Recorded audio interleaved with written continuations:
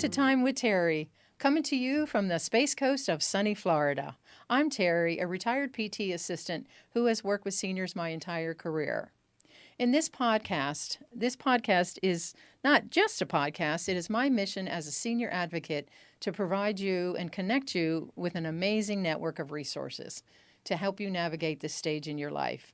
Because in Brevard County, we care about our seniors.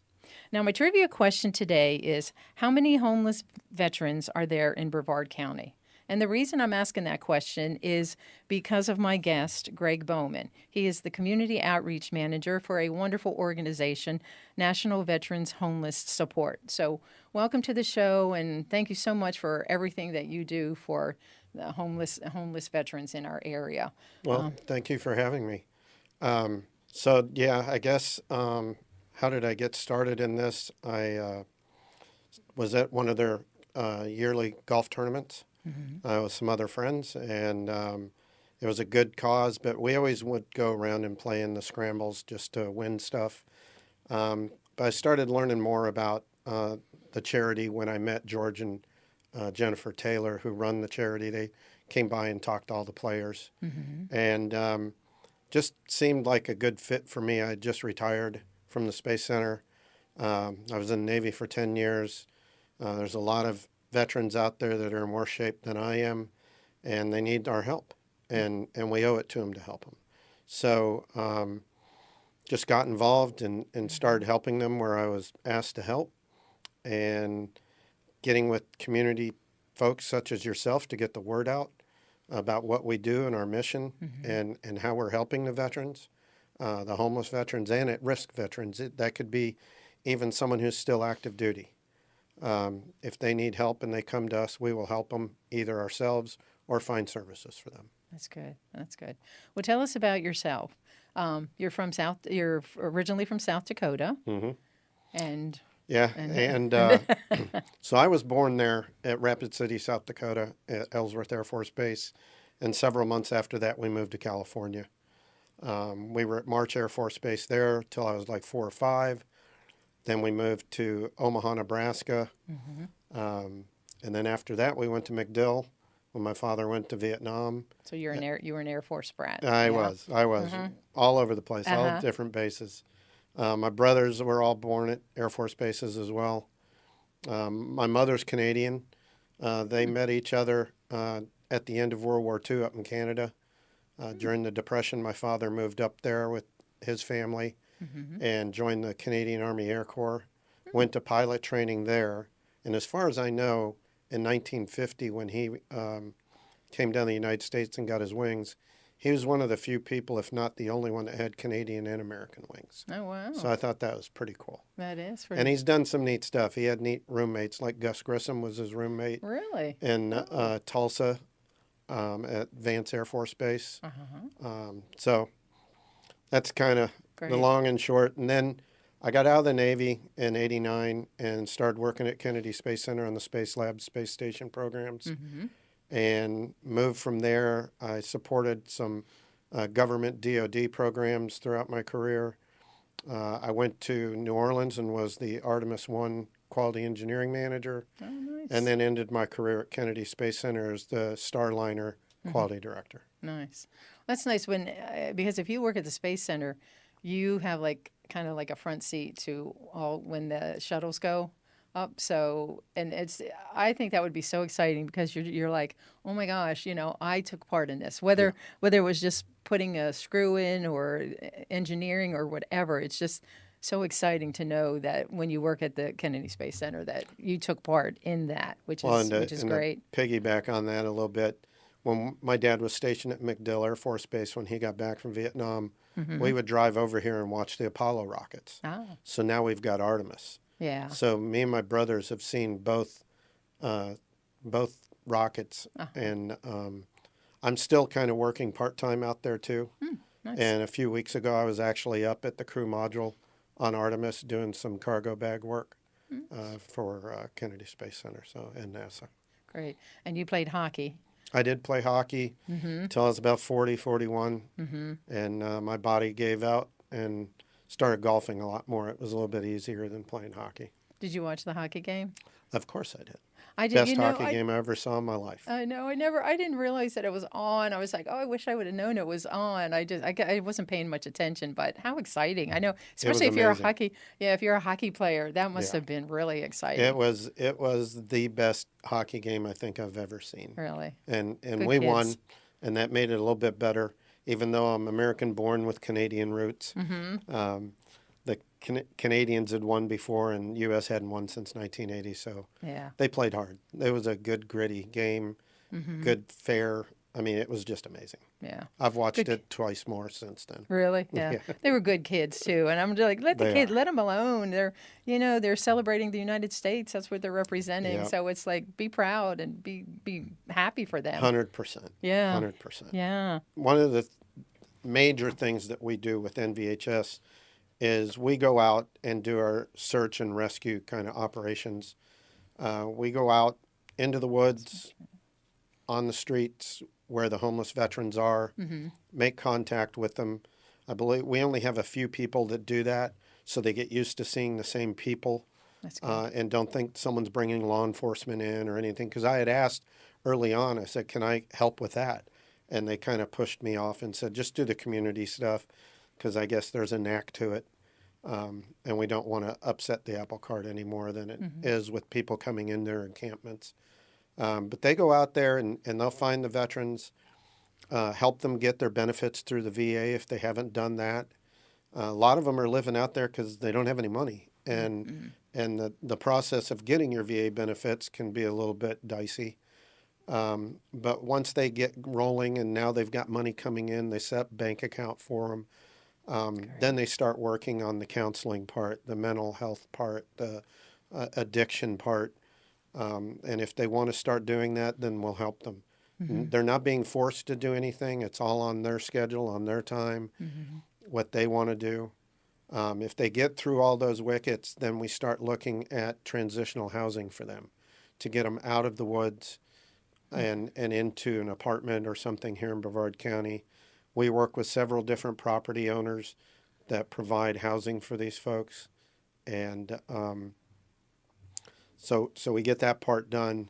Then we also help them find jobs and do other things that can benefit them to get them back into society if that's what they want. Mm-hmm.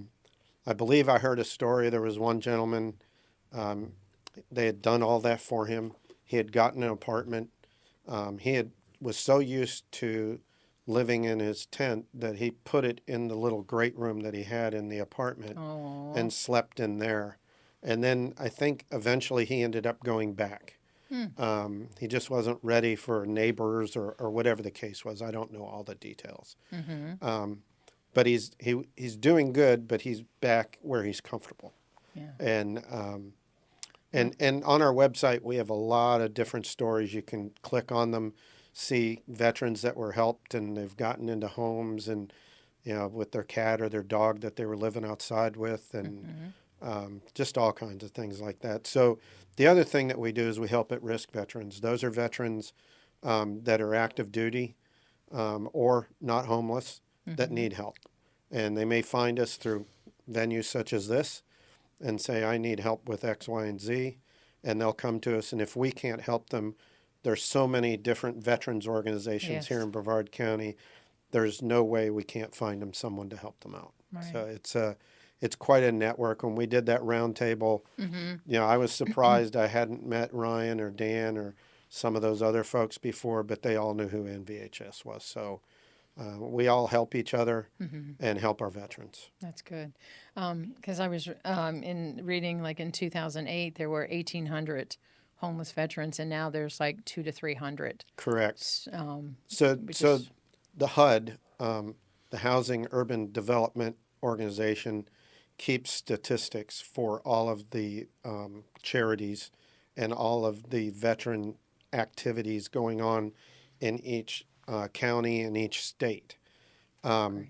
They do what they call PIT analysis, which is Point in time. point in time. Thank you. And they'll go out like one day throughout the year and across the United States and do these PIT activities and just use that data as a snippet in time. One of the things I looked up because I knew it was coming here, I thought might be some good data, is that there's over almost 40,000 homeless veterans in the United States. Oh. 18 or 1900 still live in Florida, and all the different counties. Okay. So it's really important, I think, that we help these folks. They went through whatever they went through in their time in service and came home, and they just need help.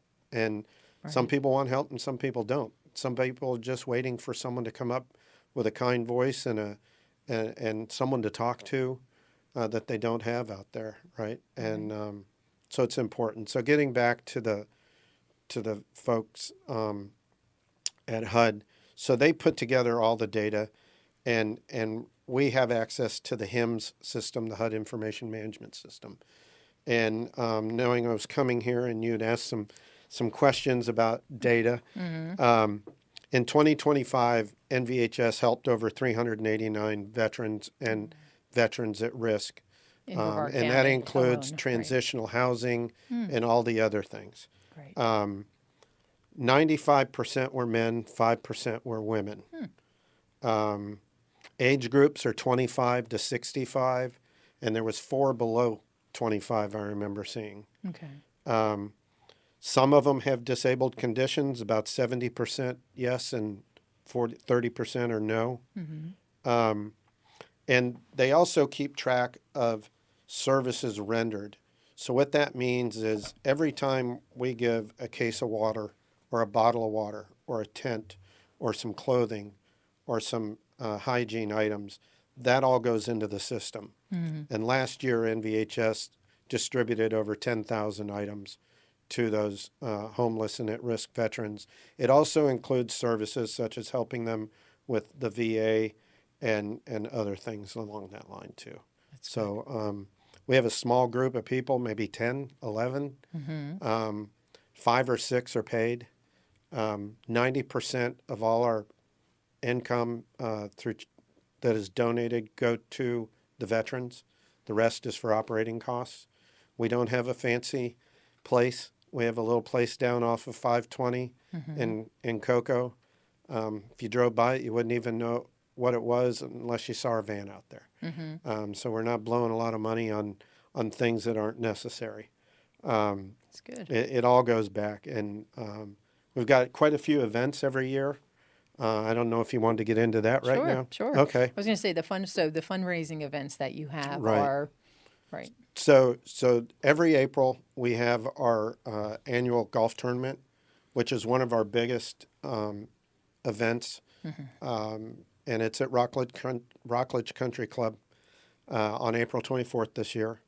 In August is our gala, which brings in congressmen, senators, the sheriff, everybody to a really nice event down at the Radisson in Cape Canaveral. If you want to come join us there, all you have to do is reach out to NVHS and they'll get you taken care of. We also do a 5K every November down in Melbourne, down by Pineapples. Okay. And the people run across the bridge and come back. We have lots of support for that from the little town down there in Melbourne. And then just this morning, we have a fundraiser that popped up at a teriyaki restaurant. I mean, it's brand new. I actually printed it out and I left it at home. But that's going to be on April 25th, the day after our golf tournament down in Melbourne. Okay. And anybody that orders anything from them, they just have to tell them that it's for the fundraiser, and 10% of all the proceeds will go to NVHS. Okay, so it's teriyaki. We'll have the name. Yes, yeah, I'll get that to you. I'm sorry. No, that's no problem. So you have the gala at the Radisson in Port Canaveral. Is that where the gala is? That's in August. Yes. Okay, and then you have the golf tournament, and that's the Thanksgiving run you were talking about. Yes. Okay. Yeah. Great. And I know, and some of the teams, and I think it's great that the same people go out to help them, because like you said, to trust people. Right. If you're sending these different people and they're like, hey, I don't know who you are, I don't Right. know if I can trust you, but if they have the same people go out, that's that's very good, very Yeah, good Jennifer is logic. one of the people that does that, and I think Casey goes too, so they all know them. The other things that we do throughout the year is we do Safe and Warm when it starts getting cold. We take donations for clothing, coats, blankets, other things to keep the veterans warm out in the wherever they're at. And we do Thanksgiving dinners. I think we did over 300 Thanksgiving dinners for veterans last year at Thanksgiving as well. Some of them are delivered, and others are at the I can't think of the name of it right now. I'm sorry. It's okay. Then at Christmas, we do a Christmas tree thing for the veterans that have children, the Santa gift. And so that kind of wraps up the year. So are there children? Are they out there with their children? I didn't even think about that. Is it mostly just the veterans themselves, or do they have children out there with them? I don't believe there's children out there, Okay. because that would fall under probably another service to get them out of that situation. Okay. But the at-risk veterans and the veterans we've helped get into housing, maybe children have come back to live with them, or whatever. But that's where that comes from, I think. Okay, good. Because right, so you have like a search and rescue team, like you were saying, and you help them find resources. Correct. And the street outreach where they go to them. Mm-hmm. Good. And the prevention case management. So yes, we have several case managers that help people with loans and with other benefits like counseling. To get their VA benefits, they'll sit down and go through all the paperwork with them. Nice. Every veteran gets a case manager, and they work with them to get what they need to get them back into society if that's what they want. Good. And that goes along with the transitional housing too, Correct. as well. Okay. We also have PTSD counseling, where we'll get veterans that have post-traumatic stress syndrome, and we have counseling set up through agencies in Brevard County to help them with that too. Good. I would imagine. I mean, I can't imagine that there. I know that there isn't more of that, or how well some of you guys handle that. I mean, being over in a foreign country, hearing the explosions, never knowing, Yeah. in fear of missiles, coming by and shooting. I applaud how well you handle that, because I don't know, I would probably be a mess. It's day in and day So, out for some veterans. I never had to experience that. Thank goodness. I was in the Navy and during the Cold War, and we traveled around the Mediterranean, Indian Ocean, Gulf of Oman, and all that. But we never had to engage with anybody on an enemy type war. But after I got out in the 90s, as you well know, Desert Storm started, and that's where a lot of these folks are coming from. People had to go through that. The Stark got blown up. That was one of the ships that was in Mayport with me. After I got out, they took the bomb at the side and blew a hole in the ship. right. And I think that's kind of when things got started over in the Gulf. And but yeah, I can't even imagine what it's like. I've got friends that were over in Iraq and Afghanistan, and just like my father never talked about anything either. And he flew bombing missions over Korea and Vietnam and other things. And it just wasn't, it wasn't until he passed and I was going through his things and I found his Bronze Stars and Oh, wow. some other things. But he didn't have those all displayed or anything, very modest. That generation. Yeah, I know. it was. My Yeah. dad was a Marine, and he was in the Korean War, but he went into the Mediterranean, but he never talked about it, except that he was proud to be a Marine, though. Right. Oh, yeah. My dad was funny. My son's a Marine, too. Really? Yeah, my dad, I would say, Dad, could you do this or that? And he's like, I can do anything because I was a Marine. And I'm like, that's right, Dad. And my dad could do just about anything. My son's like that. I go to him for a lot of things. When I Yeah. was getting my bachelor's degree in Uh-huh. statistics, he was helping me with my math when he was in the Marines still. And he's Uh-huh. a smart kid. He's built chicken coops and done things. I never taught him how to do that. I was working at the Space Center playing hockey and golfing, so he didn't learn any carpentry skills from me at all. Yeah, military people. I just love military, you guys, because and I'm so glad that I can support support you in the different organizations you have. And I know when I went to the round table, I was like, oh my gosh, this is great. This is wonderful that we have all these different organizations, to help the veterans. Right. And they just have to kind of know where to find them, or, through the VA, do they find out? Does They the VA can find it knows? through the VA. I mean, does the VA know about the different They do. organizations? Okay, Yes. good. Yes. Matter of fact, when you walk in the clinic in Vieira, typically they've got tables on both sides, and there's somebody there from some organization Good. to help veterans. Obviously, that's the biggest place to get help because you can go see one of the folks there and start getting your paperwork done.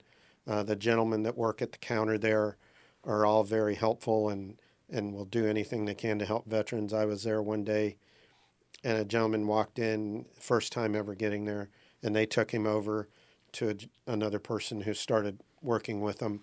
And they do it pretty quick because I had finished my appointment and I was leaving, and he was standing out front waiting for his ride, Great. the van to take him back. So Good. I even asked him, I said, they get you all squared away? And he said, yeah, it was great. So Yeah, I heard our VA is pretty it good. is amazing. Yeah, this county. Yeah. I think this county is really good. We love our military and Oh, yeah. active or retired, so that's good. And Because there's a lot of us here. yeah, there is. There's Both. 65,000 veterans. Wow, 10% of the population are veterans. that's crazy. So yeah. I did So not it's know good that there's all different types of programs. So if people if they would like to donate to your organization, how can they get So in? there's several ways you can do that. You can go to our website, and on the upper right-hand side is a menu. And if you go down, you can go to donate, and you can go in there and do a one-time donation, or you can do a monthly donation. Okay. You can also text. That's why I needed the card. 44321, and it'll take you. Just follow the prompts on your phone if you text that, and it'll take you to NVHS, and you can do the same thing that you could do on the website. Okay, so I'm sorry. You said that they can text that on your phone, on Yeah, their you phone? can go to their phone and The just phone. text 44321, Okay. and it will take you to the prompt where you can donate to NVHS. Okay, because that's easy. Yeah. I mean, people are on their phones all the time, so they Ex- just text it in and boom. That's how I set mine up the first time. That's good. Yeah. And if they would like, and there's another way you had said, I'm sorry. I didn't mean to Yeah, interrupt. so we take donations. That's one of the things that I do. Just get a hold of me through the website or through this podcast, which Terry will have my information. If And you I want can, to, if you want to say, we'll put it across the screen, and it'll be at the end as well. But if Okay. you want to say what other ways they can get in touch with you, right. So you can email me, greg.bowman@nvhs.org. But you can also get with me through our website, and I'll come meet you. I do that at least once a month with these ladies from Melbourne. They always have clothes and sheets and towels and tennis shoes and socks and all kinds of things that I meet them up at Costco, and I take it back to the office. good. We'll take all kinds of non-perishable food. We really do a big push for that during the holidays. Any kind of hygiene items or survival gear, tents, little stoves, all those kinds of things. And then you can just reach out to donate@nvhs.org, and they will get your email and tell you how to go ahead about getting it picked up. So if they wanted to donate, like if they do want to donate clothing or blankets or anything, can they take it to your office or? They can take it to the office, but we'd rather they coordinate a pickup. Okay. Number one, the office is kind of hard to find. Okay. There's not a lot of parking there. But again, just if you want to donate and you don't want to call me or find me, donate@nvhs.org. Okay. And then they and can. then they'll arrange for pickup. Some people have donated furniture and beds and things like that. I don't think we need any of that right now. Okay. There was a big push on that like the middle of last year. and I was told to slow down because we didn't have enough storage space.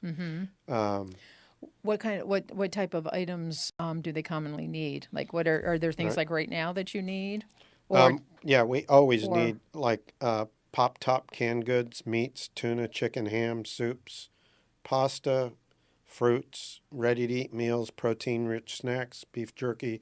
There's a whole list, and I can give you a copy of this, okay? and you can put it somewhere on the podcast as well.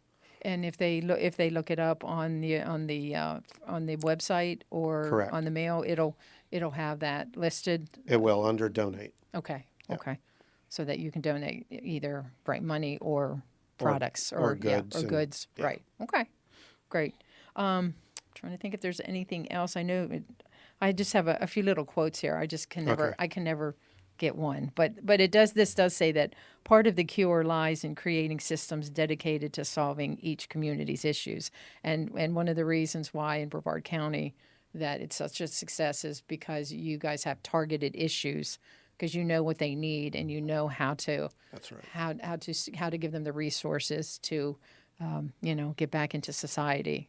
So I think this is wonderful because homeless people, I saw an episode one time of the Golden Girls, and it was really cute. Had bought a lottery ticket, and it was $10,000.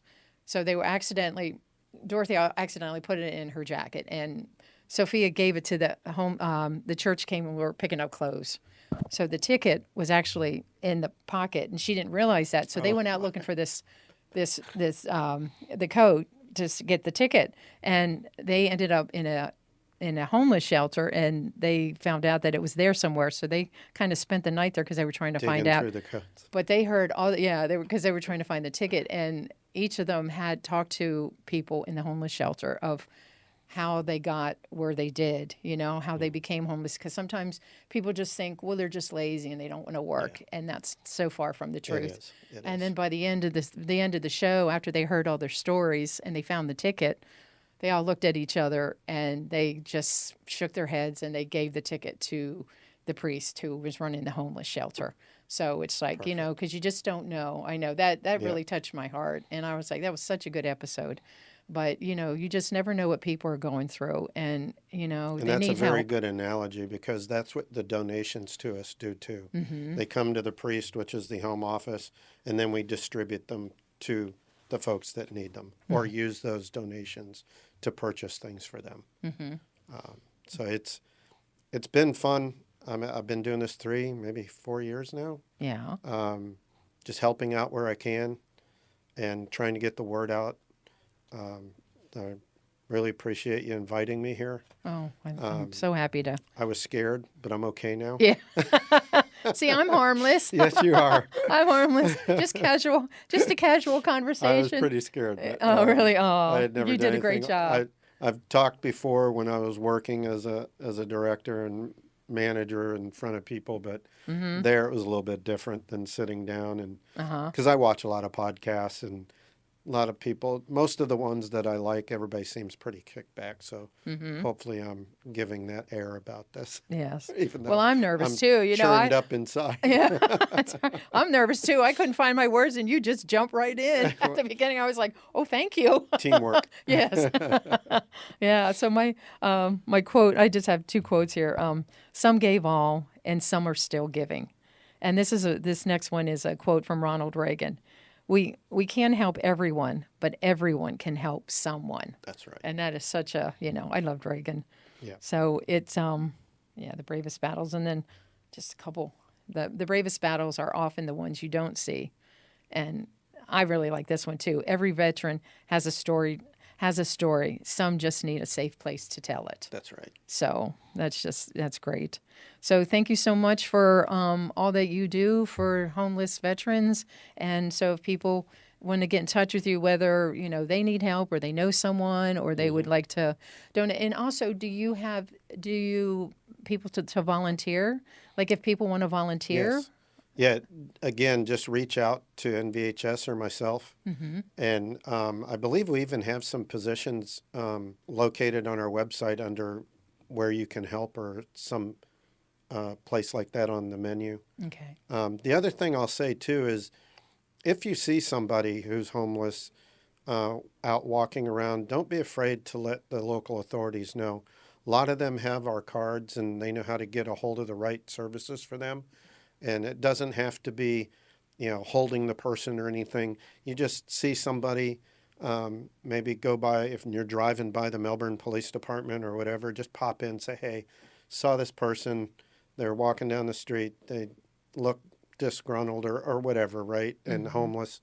And they'll go find out and they'll help them. Good. They're not going to treat them badly. I've been to a few places where I was able to hand out my cards to the police officers, and they truly, a lot of them are veterans too, right? And they want to help as well, but they can't see and find everybody. Right. So giving them a little help to point them towards where you might see an encampment that they don't know about, and then they'll reach out to folks like us and get them help. Are they, when the homeless people are approached by the police, do they feel, are they afraid of the police, or? I think it's like anything, the way you walk up to somebody. True, their right? approach. If you're approached in the right manner, if they feel the person's a veteran, they can, I'm a veteran too, maybe send one of the police officers that was in the Army or Marine Corps, and that way they can get on their level. But they know how to do all that. Right. Yeah, I don't right. have to tell them how to do that. Well, that's good. That's good. Yeah, Yeah. I would imagine that Yeah. they would treat them with dignity and respect. Absolutely. Especially if if they know they're veterans. Right. From one veteran to another, Right. they know that. So, is there anything else that you would like to talk about that I haven't mentioned? I don't think so. I think we've covered everything. Okay. And if they have any questions, they can, email you and Absolutely. and ask questions, because I know you'd be more than happy to talk to them, I or would. somebody in your organization. Yeah, I can definitely do that. Okay, great. That's why I'm here. Right.